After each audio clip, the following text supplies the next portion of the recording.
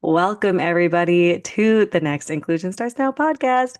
And today we're going to talk about Wicked. I finally saw it. I cannot believe how long it took me to see it. I've seen it live a couple of times, but wow, the movie was insane. And of course, I took notes the entire time as I was at a matinee and nobody was near me. Um, so I'm just going to go over my notes and we're just going to talk about it. Oh, I guess the this episode is sponsored by popcorn. And when people at movie theaters only put half in and then put butter and then put the other half in, that's not what the person did for me today. And I saved some of my popcorn for the end to go put more butter on it. But that is besides the point. I am going off on a tangent. Thank you, popcorn, for being so enjoyable during movies. Okay. So a lot of it was like lyrics of the song that just hit me. And of course, as we know, like the theme of Wicked is like what is wicked. And in the one of the lyrics to the first song says like wicked dies alone. And I know that there's already been a lot of people talking about like, who is ending up alone? Is it Alphaba or Glinda? Or Galinda. I'm not really quite sure what to say as she changes her name throughout the movie. But but talking about like and this is something I've talked a lot about with like religion and with ableism and how people treat people. Like how do we identify what's good and bad? How do we identify the morals? How like do we identify as a morally good person or a morally bad? I don't know who would say that they're a morally bad person, but how do we decipher these areas in our life? And then a question that they have like throughout the show or the movie when they talk about the wizard, everyone talks about how the wizard will give you like what your heart's desire is. And so it really made me reflect because like throughout Alphaba's journey, she kind of starts with like her desire is to be the same, that she doesn't want the green skin. She wants her skin to be like everybody else's. And she doesn't want to be so different.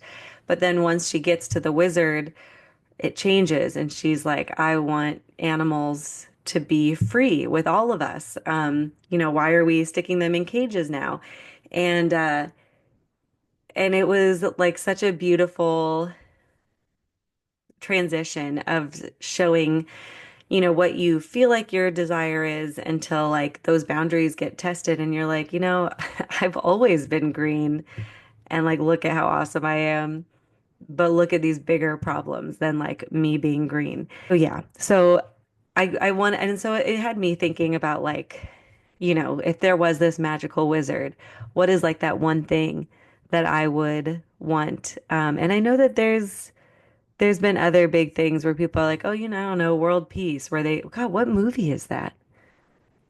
I cannot remember, but it's where a person is like, what's your one wish? And they're like, I don't know, world peace. And they're like, no, a wish for yourself. And so then whatever their wish for their self was like very tied into their community and like their family. And I really can't remember what it was, but it's like an interesting.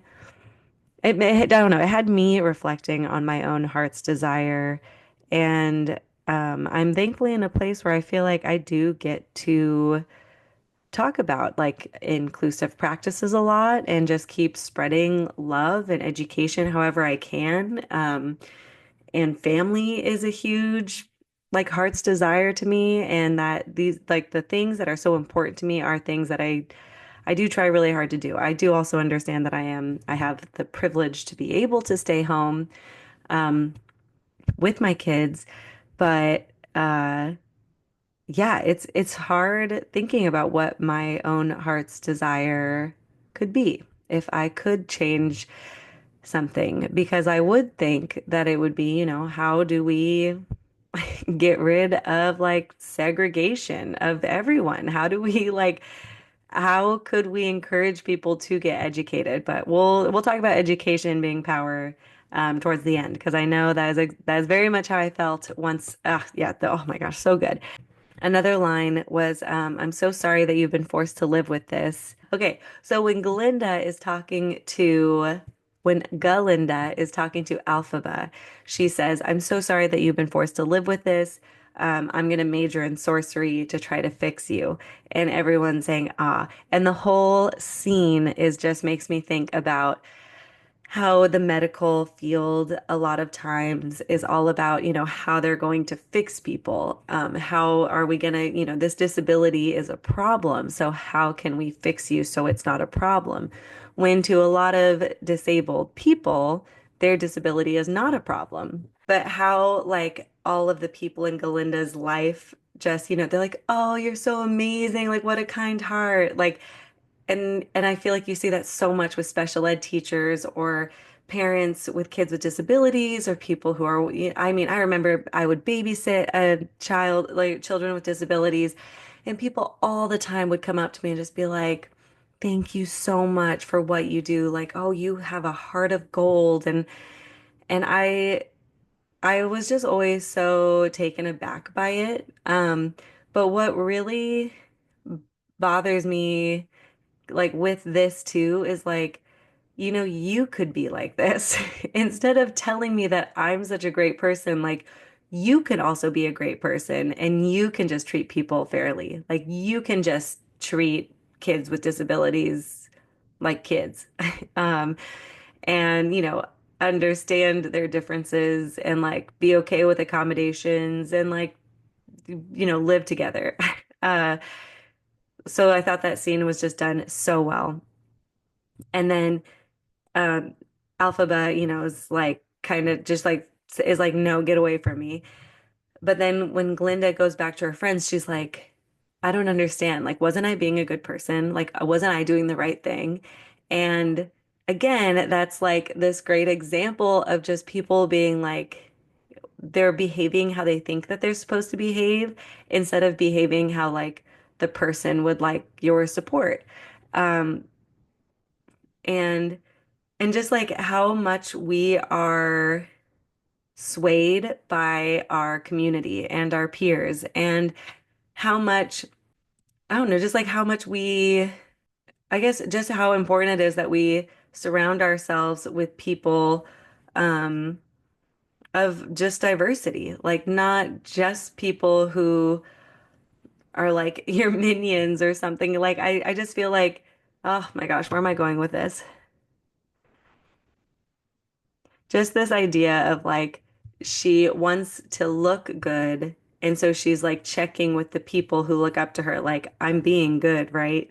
Instead of this like genuinely trying to do good for other people. Um, oh, I wanted to look up this quote and I'm gonna look it up right now. And okay, this was like all the intro scene of like them getting to school. So a lot happened in this part of the movie. Um, but there is a quote from Professor Marvel. Yeah, it was Professor Marvel. And so she says, magic is the mind's way of trying to understand what it can't explain. So much behavior is based off of like how we respond to other people. Oh gosh, I don't even know what to say about this. Magic is its mind. I just love that quote. I really wish I could say something like so beautiful about it. I mean, I guess it could be like a very overarching theme to Wicked that, when our minds are trying to like categorize things a lot, and so when things are so different from what we're expecting, or different and we don't know much about it, that our brain is trying to make something up. Our brain's trying to figure it out. So I like that they said this because it was like it was it's said by a person who's not necessarily like a good person in the book movie, but it's a really good thought process. Like it's a really good thing to think about like that our brains are constantly working, and when there's like a threat to like where we are, what we're doing, like, well, that's different, is that weird, like what's the social norm, how do we feel with our peers, like there's so many revolving areas that we're like trying to figure out how to how to respond to people around us and to our community and I guess sometimes it's just magically. Okay. And this also made me think about representation. Because I was very impressed with the disability representation as the people who used wheelchairs are actors who use wheelchairs, um, which was so great. And there were some other characters just like throughout the movie that um, had disabilities. So that was really cool. Um, but it also made me think about this movie, Harvey Milk. Well, like the person Harvey Milk, but he had that movie. I think it was just called Milk. I can't remember. Um, but there was like a move that they made where he told all of his community to call your friends and call your family and tell them that you're gay to let them know that like there's someone that they love that identifies as this minority group and in hopes that it will change people's minds to be like, look, this isn't some group you know nothing about. It's your son, it's your nephew, it's your whoever. These are the people in your life that are identifying this way, and their rights are being threatened. So, how do we make sure that everybody understands that, like, we're all living among each other? And so, how can we instead focus on being inclusive instead of exclusive? And it also made me think a lot about how how did I think about this? I wrote it down, but I really don't remember why I wrote this down. But I wanted to talk about how how cute kids can get away with stuff. And and I don't know if this is going to ruffle feathers or something, but this is for disabled children and non-disabled children that when they are to the average eye, I guess, they can get away with more stuff and they get treated better. Um, and this is something I've seen as a teacher and as a parent. And and I was feeling this way because of Glinda, that she was treated in in such a specific way all of her life that once somebody was like telling her no or was fighting against her and wasn't just like groveling to her feet, that like she literally didn't know what to do. And that's something that she battles with throughout the entire movie. So being aware of that, being aware that like kids who might not be in that standard of cuteness from societal norms, like make sure that they that we are there to support everybody and try to see those underlying biases you might have. And really thinking about, like where did they come from? What happened like with them growing up? And that's how I felt a lot with Elphaba, that, her dad didn't love her and was upset, was constantly saying that she was a menace and not doing things right. And it was the animals who were taking care of her. And so she grew this huge bond to all these animals that were now being put into cages. Um, and had all these, like the bottle that she had under her pillow and just like certain things that meant so much to her because she never got that love from her dad. I mean, that's like a huge, real psychological thing that is traumatic for children to experience, not having this unconditional love from their father.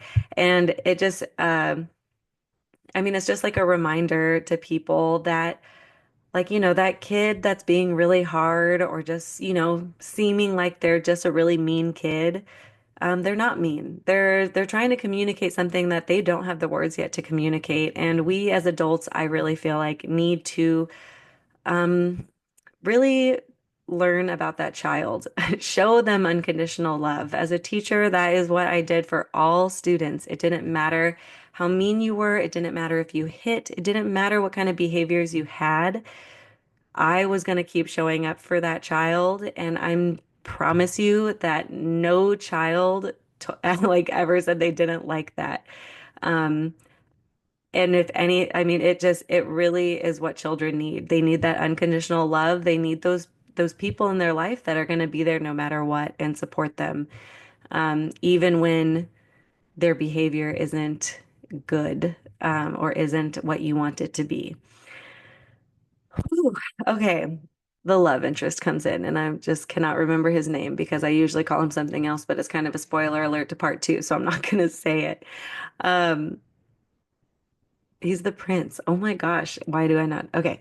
Uh, one of his lines is those who don't try never look foolish. And I love his character development throughout the movies. Or sorry, I'm saying movies like I've seen the second one.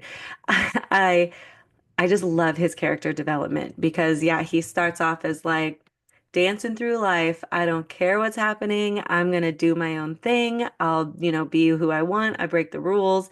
And it's another great example of a guy who looks great. He's cute. He can communicate to people. He knows how to act the way that society wants him to act, kind of, but then he like can twist the law, like bend the rules enough to where he's like the likable bad boy.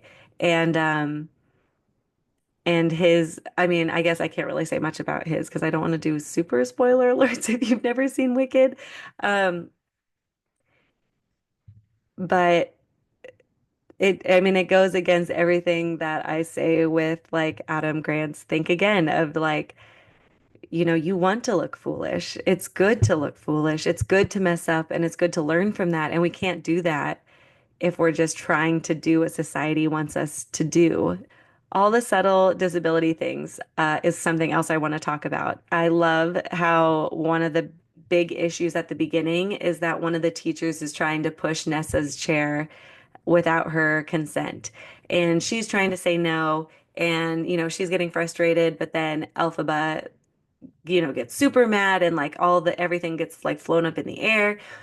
And and then Nessa kind of gets mad at Elphaba because she's like, dude, let me do it. Like it's something that I feel like happens so often to people in the disabled community that even when they want to stick up for themselves, they have family and friends and people who care about them who are also trying to stand up for them. But when people step in too much, then you're not letting someone advocate for themselves. And it's kind of like that Bluey episode where Bingo needs to work on her big girl bark. And it's like, no one's going to learn to advocate for themselves if people keep advocating for them instead. And yeah, I just thought it was so great. And I love how Bach, the love interest for Nessa, is like when he goes to be like, let's dance, that he like puts his hand out for her and then she like grabs his hand. Like he doesn't just push her wheelchair out to the dance floor. And and I love that like when everyone's talking, like they're just talking to her. Like it's not like they bend down and they're like, "Hey, how are you doing?" Which I think is really interesting because I'm sure a lot of people with disabilities like see themselves in Alphaba as like, everyone's staring at you. They're not respecting your boundaries. They're not like, they don't think that you're smart. Like so much, I felt like there was so much ableism that I could see with like how they were treating um Alphaba when like there also was ableism. I mean, there was actual ableism towards Nessa, but it's like a minor portion of the movie. I don't know. I don't feel like I'm explaining that well, but here we go. I just saw it. We're fresh out of sitting through a 3-hour movie that I was like ready to sit for like 6 more hours. Um, but yeah, it's just there was a lot of great quotes and just like lessons of ableism and racism. And I also really like that they made like dancing through life, the prince, that they kind of like made him bi. Um, which like I don't know if that was intentional, but how he was like kind of flirting with all like the men and women at the college. I loved that so much. I'm not sure if that was like supposed to be that or if I just took that because I'm reading a queer love story right now. But I thought it was really cute and well done and just so good. I really want to see it again, and I'm sad that movie theaters cost so much money. Um, and then the idea of just like how much people bond on hating over things. This is like the scene where they're all at the Ozfest ballroom or whatever it's called. And there, a lot of them are all laughing at Elphaba for wearing the hat. Um, and yeah, and I remember reading an article a while ago that talked about how people bond over not liking something. Like it really just seems to bring people together. And later in the movie, the Oz, the wizard, also says that everybody loves a bad guy. Like everybody loves to hate on something together. It like really brings people together. And it's just so true. I mean, social media has shown that people love finding each other to hate on someone else or something else. And I feel like it's really hard to get your mind out of that way of thinking. Um, and really, it starts at the home. I mean, me and my partner, we try so hard to like call each other out when we're saying something negative and try to figure out a way to say it positive. And I mean, of course, there's time to vent. And of course, you're not going to like everything. Like, that's also totally a normal feeling. But to gang up with people to not like a person or a group or like a way of doing things is also not helpful or inclusive. Um, and then there's these lines shared between Glinda and the prince where the prince is like, wow, she doesn't care what anybody thinks of her. Like, that's amazing. And Glinda's like, no, of course she does. She just pretends not to. And God, I just love it. I love that movie. I love the movie so much. Um, but I just love this part because this is like what so many people feel, where it's like, how do you, like, what are you supposed to do? Even if you don't, I mean, I would love to know if anybody is out there who truly doesn't care what anybody thinks of them. I would love to know. Because I think there's, of course, everybody has that part in them. Like you want your genuine self to be liked by your community. You hope that you can connect with people. You hope that you can bond with your neighbors and like other moms at school or your friends, your coworkers, whatever. I just kind of said my own identity first. But to think that someone doesn't care at all what everyone thinks, um, they're just really good at pulling it off. And every study in the world has shown how important human connection is and that humans rely on it. We can't do just technology like this all the time. Listening to me talk in a podcast is not having a conversation with me.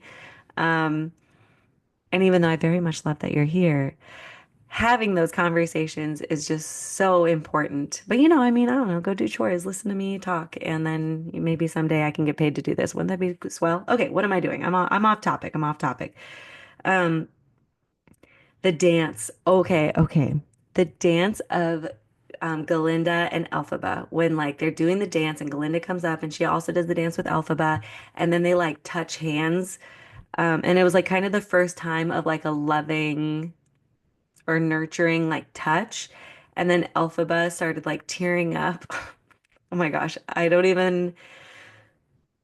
Okay. That part was just so beautiful because it just like goes to show that she had none of this like love and like human contact from people, not human contact, but like she didn't have this like love and like coming towards her and just like how meaningful that meant to her. And it was like I mean, it was actually a pretty big deal that Galinda was like, no, I'm not going to listen to all my minions. I'm going to go and like support you because you did this for me and whatever. You know, when people are like, you know, tell people they look great today. You have no idea what their morning was like, and that could literally make their day. And I just feel like those little things are so important. And yeah, that dance scene was just really beautiful. And then it also made me think about how people in power just can make so much more change. Um, because as Galinda was someone that like everyone looked up to, and so she was sitting there like, "This is what we're gonna do. You're my friend," and then everybody else liked her too. And so I know this is hard if you're a teacher or a service provider or a parent, and you're just trying to fight for inclusive practices and it's just being shut down because admin or this district is just like saying no. Um, so I guess all of us need to go back to school, get our admin credentials, and then go be principals, and then force everyone to be inclusive, and we'll change the world one day at a time. Thanks for listening to me just talk about my notes. So choosing to hate things we can't control is a waste of time, unless you're going to make actionable steps to change those things. So I can't, and I knew this was going to happen. It's hard writing notes when you're like trying to watch a movie, but there was a scene that just really made me feel like just hating something is nothing, and it brings negativity to you, it brings negativity to others, and it's just wasteful. And I feel like all the time I'm talking to my kids right now about how not to be wasteful, how not to use a whole roll of toilet paper, or how not to open snacks and then not want them and throw them away. And we talk about being wasteful a lot. And so why are we going to be wasteful with our feelings and our time being mad or hating something when instead we can deal with it head on and learn about it and figure out a solution? So thanks for coming to that TED Talk. Keeping things caged up, we can choose what they, oh yeah, oh my gosh. Okay, so once they start wanting like to get all the animals out of Oz and they're like taking away their voices, putting them in cages, and they're like, look, if they grow up in cages, they'll be fine because they'll think that this is the way to go. Um, and how like this power of like, we want to stay in power. It's like this certain group wants to stay in power. So instead, we're going to take away their freedom and put them in cages, take away their voice. And then, eventually they'll just think that this is what they're supposed to do. And that's fine. And and goes to show how knowledge is power, and we need to keep educating each other because a lot of these situations happening in the movie don't feel extremely far off to things happening in real life. So, learning from each other and learning to like coexist safely is important. Okay. Elphaba also said this great line where she said, like, you think I want to care this much? Like, do you know how much easier it would be for me not to? And I I guess that resonated a lot with me because I feel that way a lot, especially on social media, having to see so many people um, be so against inclusion or being just so ableist or sexist or racist. Um, and that's rough. And I think about, of course, I think about this all the time. Like, yeah, I could just be at home. I don't have to be creating content and trying to educate people and trying to make this like my life's mission. But I guess it's my heart's desire. Oh, let's bring that all the way around. Oh my gosh, I have so many notes. Okay, I'm gonna go quicker. So wanting what you can't have with the it's kind of like the love triangle. No, that must have not been it. I can't remember why I wrote this down, but it's one of those like the grass is greener on the other side.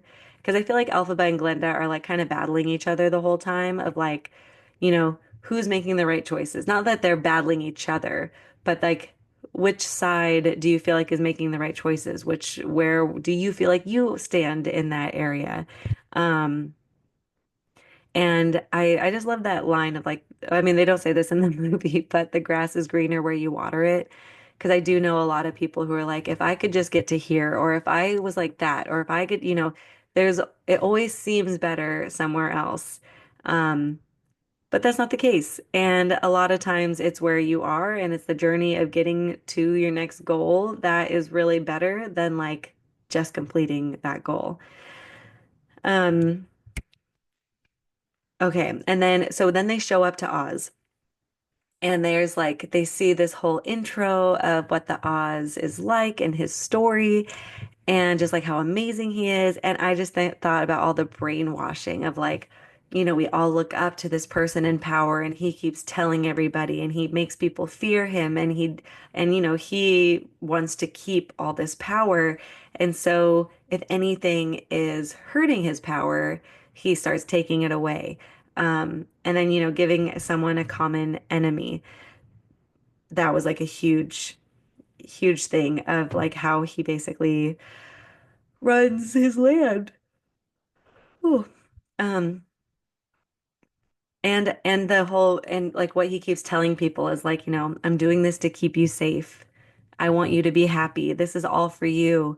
When in reality, he's the one that is happy and feels safe, um, by basically turning everybody on a common enemy, which he says this line to Elphaba and Galinda, but then Elphaba becomes that common enemy and or the real good enemy. And they just start, saying how she's wicked and just like the perspective of like now everybody is fearing her when what she's trying to do is like stand up for what she truly believes in. And of course Galinda fighting for what she believed in made me think a lot about how it is more common for disabled people to also identify as queer or also be people of color. And I mean, well, that's also like a socioeconomic thing, and we are not going to get into that right now. But how when you identify as a minority group already, you are already pushing back toward like to social norms. You're already pushing back social norms. And so when, which gives you the opportunity to be more open to other minority groups and other identities that are also pushing against societal norms. And and it made me think about that when Elphaba was like, "No, I'm not just gonna succumb to you and do what you want to do." When Galinda was like, all of her life, she was just trying to fit in and trying to be the best and have everyone look up to her. And that's what she always did. So if she went against the status quo, she wouldn't know if people would still love her. And that is like really scary to her, where Elphaba has already not feel loved and has already pushed against societal norms. And she's like, no, I'm not gonna just fall into your little like cookie cutter dream so you can stay in power when I know what you're doing is wrong. Um, which is like makes her, like I'm still gonna do this. This is right. Um,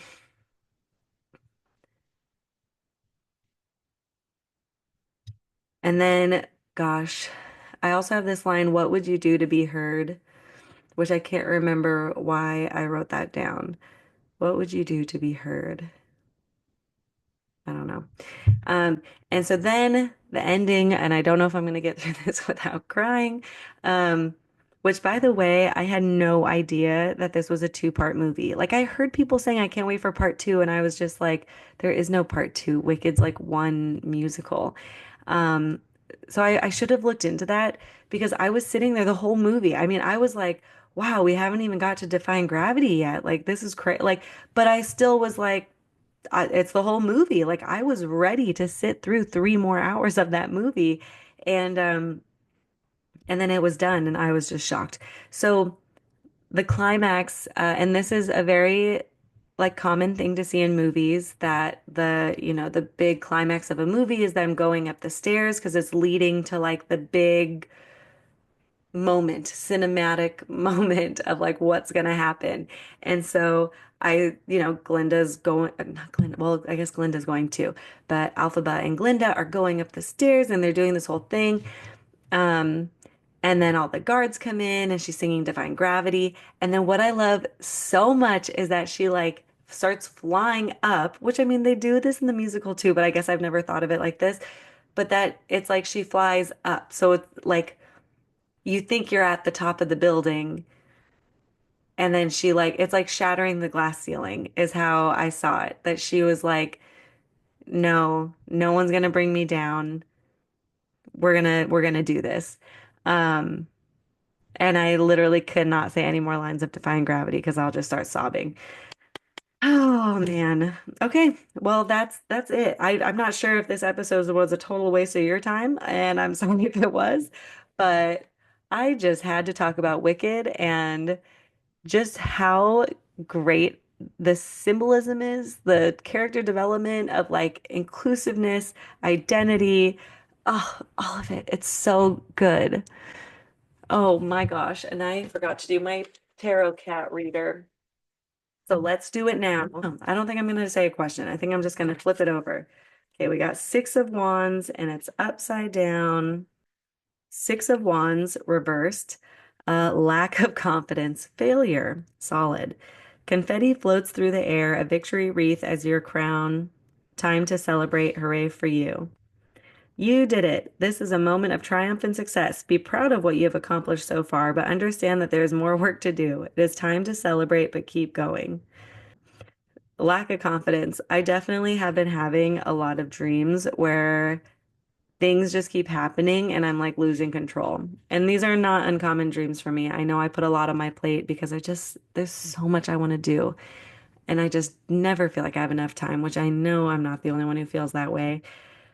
Um, I do have to say it is very hard to keep putting myself out there on social media. I do sometimes feel like I'm a little too old to do it, or I just, imposter syndrome is real. Um, but I just believe in it so much. So I guess I'm just gonna keep doing it and but don't forget to celebrate my wins. Okay, that is it. This went on way too long. Please go see Wicked. It is so good. And I'd love to hear your thoughts on the movie. Have a great night. Inclusion starts with you, and I just want to help. See you next week.